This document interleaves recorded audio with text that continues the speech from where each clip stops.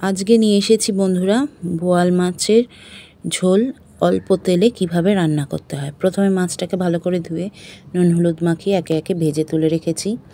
এবারে দেখো সব রকম মশলা, আদা বাটা, রসুন বাটা, লঙ্কা গুঁড়ো, জিরে গুঁড়ো, হলুদ গুঁড়ো সব রেডি করে রেখে দিয়েছি। তারপর পেঁয়াজ কুচি, আলুও কেটে রেখে দিয়েছি।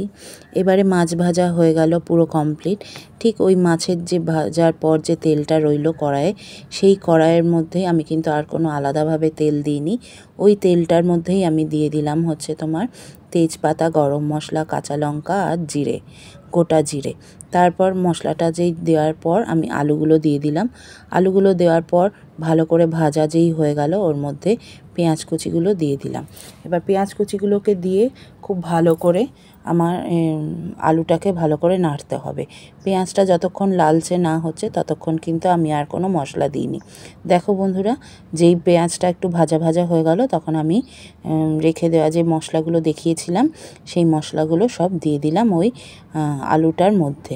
এবার এটাকে ভালো করে নাড়িয়ে নিতে হবে, একদম আলুর সাথে যাতে মশলাটা ভালো করে মেখে যায় সেরকম করে নাড়াতে হবে।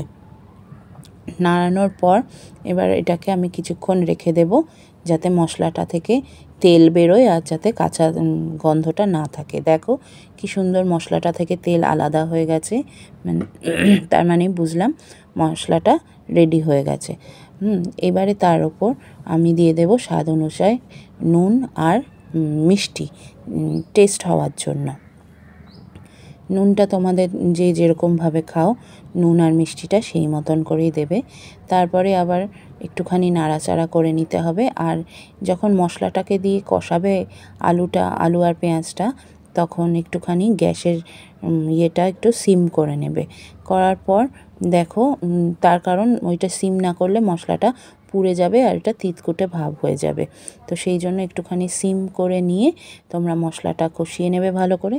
তারপর যে তেল ছেড়ে যাবে মশলা থেকে, তারপরে সেখানে তোমরা জল দিয়ে দেবে। জল দিয়ে ভালো করে মাখিয়ে একদম ঠিকঠাক করে নিয়ে তারপর কিছুক্ষণ রেখে দিতে হবে ফুট আসার জন্য। এবার যেই মশলাটা দেখো জল ঢালার পর যেই ফুট আসলো, এবার একে একে আমি মাছগুলো ওর মধ্যে দিয়ে দিলাম।